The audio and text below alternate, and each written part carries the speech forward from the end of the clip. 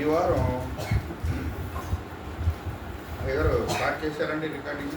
Okay, ఒక చిన్న అంశాన్ని మీ మనసులో పెట్టాలని ఉద్దేశించున్నాను. సామెతల గ్రంథం 10వ అధ్యాయం 6వ వచనాన్ని మనం ఒకసారి చదువుకుందాం. సామెతల గ్రంథం 10వ అధ్యాయం 6వ వచనం. నీతిమంతుని తల మీదికి ఆశీర్వాదములు వచ్చును, బలత్కారము భక్తిహీనుని నోరు మూసివేయును. చాలా, నీతిమంతుని తల మీదికి ఆశీర్వాదములు వచ్చును.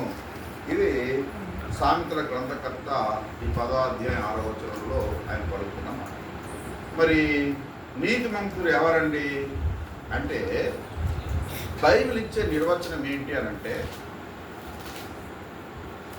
ఆదికాండం 15వ అధ్యాయంలో అబ్రహాము దేవుని నమ్మెను, అది అతనికి నీతిగా ఎంచబడెను అనేది బైబిల్ ఇచ్చే నిర్వచనం. సో ఇప్పుడు నీతిమంతులు ఎవరంటే చాలా చాలా ప్రశ్నలు వచ్చేస్తుంటాయి మనకు. అబ్రహాము దేవుని, మీరందరూ కూడా ఎలక్ట్గా నా వైపు చూసి మాట్లాడుతూ ఉండాలి, మీరు నాకు సంబంధం లేదన్నట్టుగా ఉంటే కుదరదు. అబ్రహాము దేవుని నమ్మెను, అది అతనికి నీతిగా. సో ఇప్పుడు నీతి అంటే దేవుని నమ్మటం.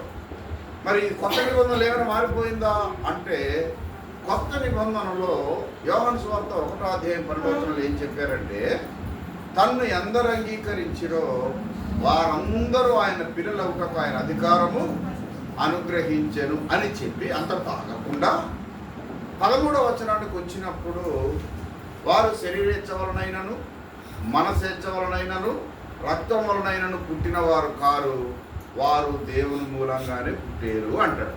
అంటే ఎవరైతే ఆయన విశ్వాసం ఉంచారో, పాత నిబంధనలు అబ్రహాముకి అతడు దేవుని నమ్మెను, అది అతనికి నీతిగా ఎంచబడెను. నూతన నిబంధనలో యోహాను సువార్త రాసిన యోహాను అనే గ్రంథకర్త ఏం చెప్తున్నారంటే, ఎవరైతే ఆయనను అంగీకరించారో వారందరికీ ఆయన పిల్లలు అవ్వడానికి అధికారం ఇచ్చాడు. సో ఇక్కడ నీతిమంతుని తల మీదకి ఆశీర్వాదం వచ్చింది. ఎందుకు ఆశీర్వాదం వస్తాయి? ఇప్పుడు నీతిమంతుడు అంటే ఊరకనే దేవుడు ఆ స్టేట్మెంట్ ఇవ్వడు. ఊరకనే దేవుడు అబ్రహామును నీతిమంతుడుగా ప్రకటించలేదు. ఊరకనే దేవుడు నోవాహుని నీతిమంతుడుగా చూడలేదు. ఊరకనే దేవుడు నీతిమంతులను జ్ఞాపకం చేసుకోవడం ఆశీర్వాదకరమనే మాట చెప్పలేదు. నీతిమంతుని తల మీదకి ఆశీర్వాదాలు ఎందుకు వస్తాయి?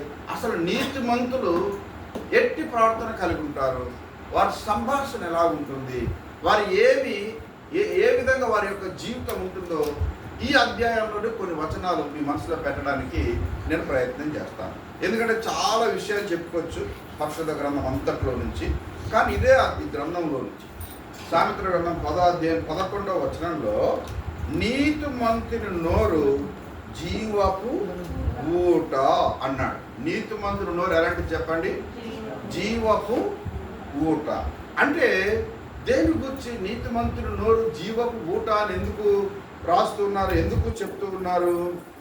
నీతిమంతుని నోరు జీవపు ఊట అని ఎందుకు చెప్తున్నారంటే, 13-14 వచనాల్లో ఇదే అధ్యాయంలో వివేకుని పెదవుల యందు జ్ఞానము కనబడును అని చెప్పాడు.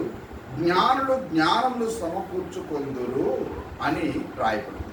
అంటే ఈ నీతిమంతులనబడిన వాళ్ళు ఏమి చేస్తారయ్య అంటే జ్ఞానోపదేశం చేస్తారు. ఇది మనకు అర్థం కావటానికి 31-32 వచనాలు. నీతిమంతుని నోరు జ్ఞానోపదేశమును పలుకును అని రాశాడు. నీతిమంతుని పెదవులు ఉపయుక్తములైన సంగతులు పలుకును అన్నాడు. నేను భక్తిహీనుల గురించి మాట్లాడదలుచుకోలేదు, ఎందుకంటే ఈ సందర్భంలో భక్తిహీనులు, వారి బుద్ధిహీనత, వారి అజ్ఞానం ఎల్లప్పుడూ బయలుపరచబడుతూనే ఉంటుంది. కానీ నీతిమంతుని తల మీదకి ఆశీర్వాదాలు ఎందుకు వస్తాయి?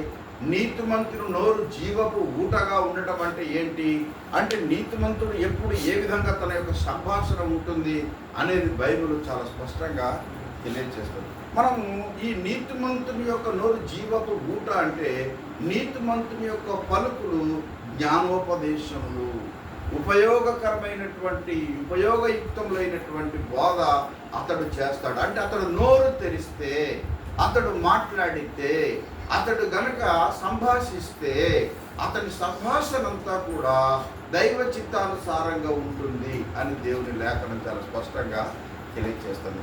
సో మనం క్లియర్గా చెప్పేయచ్చు, ఒక వ్యక్తి నోటి మాటను బట్టి ఆ వ్యక్తి దేవుని పిల్లవాడు. ఒక వ్యక్తి సంభాషణను బట్టి దేవుడు అతనిని నిశ్చయముగా ఆశీర్వదిస్తాడు అనే విషయం మనకు తెలిసిపోతుంది. సో మన నోటి మాట చేతే మన బ్లెస్సింగ్, మనం ఏమై ఉన్నాము అనేది మనకు అర్థమవుతుంది. ఇంతకీ మన ప్రార్థన, దేవుడు మన ప్రార్థనలకు జవాబు ఎలా ఇస్తాడు? ఒకసారి యాకోబు రాసిన పత్రికలో 5వ అధ్యాయంలో 15వ వచనాన్ని ఒకసారి మనం చదువుదాం. అక్కడ ఏం రాయబడిందో ఆ వచనాన్ని ఒక్కసారి మనం చదివి జ్ఞాపకం చేసుకున్నాం. యాకోబు రాసిన పత్రిక 5వ అధ్యాయంలో ఐ థింక్ 15వ వచనం అనుకుంటున్నాను. అక్కడ ఇలా చెప్పారు,